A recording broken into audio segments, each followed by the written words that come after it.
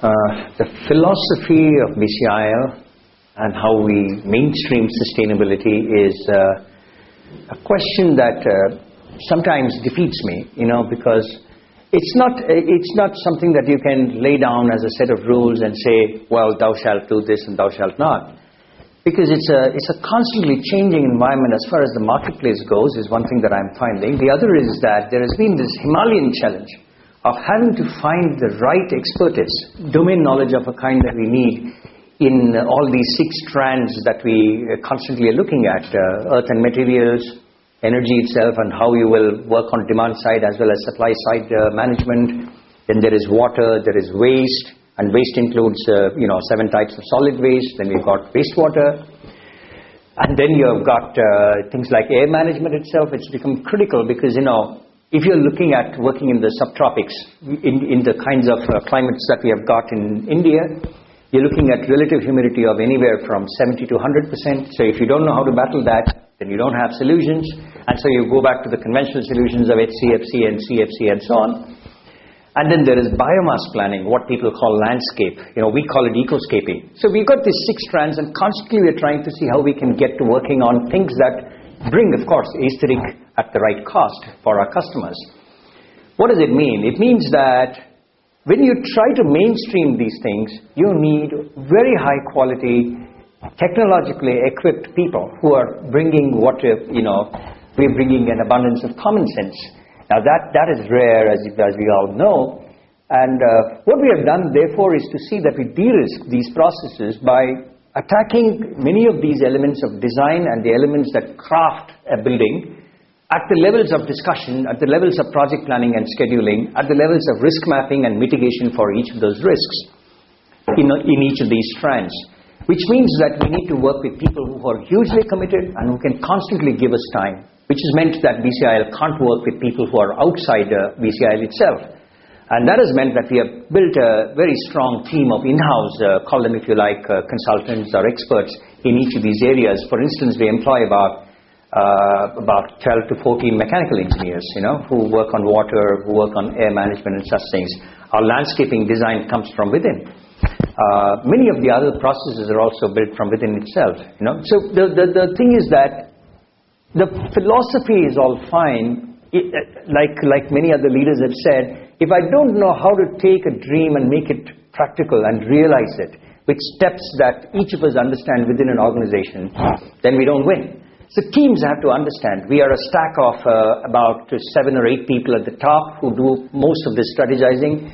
And then we have the second line of about 13 or 14 people. That's about 20 of us who need to be constantly on one page on each of these projects, their magnitude, the elements that go into making it, their timelines, the kinds of challenges that we will have vis-a-vis vendors, vis-a-vis our customers too. So in doing that, what happens is, like I said, it's a dynamic. It's not like we can easily put this down and make templates. And that's the next challenge that BCIL has got before it. Well, like I said earlier, philosophy cannot be a standalone approach to whatever you want to do within the marketplace and within an organization. So it's got to be, in some ways, output-oriented. How we look at it at BCIL is, we essentially write philosophy, design, architecture comes below that on the value chain, and then you have the actual process of doing things, which is, project management and then construction management itself. When it comes to the philosophy of these things, we actually look at 4 E's. We look at, as they have done in the development sector for at least the last 25 years. We look at, first, economic efficiency. Then we look at ecological efficiency, because, if I'm not ecologically compatible, shall we say, then, I'm not really getting down to doing things the way BCIL wants to do it, or the future of construction itself has to be addressing. Then the next is, of course, equity. How am I just and fair to every stakeholder who works with us, whether they are bankers, whether they are customers, whether they are workers, at the last milestone, for instance, of things that are done in projects. And then there is endogeneity. Now, this is something that is a little difficult for most people to comprehend within projects. But endogeneity is about how I can get to working on local traditions, local skills, local materials, local workers of every kind that I can manage as much as I can. For instance, if I can buy a material which is 200 kilometers away from Bangalore or from some other city where we are doing a project, can I buy material from within, let us say, 500 kilometers? Why should I be buying something from Rajasthan if I'm working in Chennai or in Bangalore or in Mangalore? If I'm working out of Bombay, can I look at something where I have a radius, let us say, of only about 500 kilometers and not, shall we say, import material from Italy for marbles? Now, these are things that actually have to fit in a way that at the design level, I'm able to, reduce this down to what I call the 6 strands of energy, water and waste, and air management, biomass management, what you would call landscaping in conventional terms. And then I have got, of course, materials itself that I will use. If I'm using energy here, I'm using materials here. If I'm using materials from a farther distance, it means that I'm using higher energy, transportation energy. Now, can I bring some kind of a balance here? Now, if this is about design, therefore, what it takes me to is, when it comes to architecture, everything has got to be led around this. And for me, it's not about architecture as much as it is about services-led architecture. Now, if I'm talking services-led architecture, the next thing that the management guy wants to know is, hey, is this efficient in terms of it's being economically something that is going to be viable for the organization?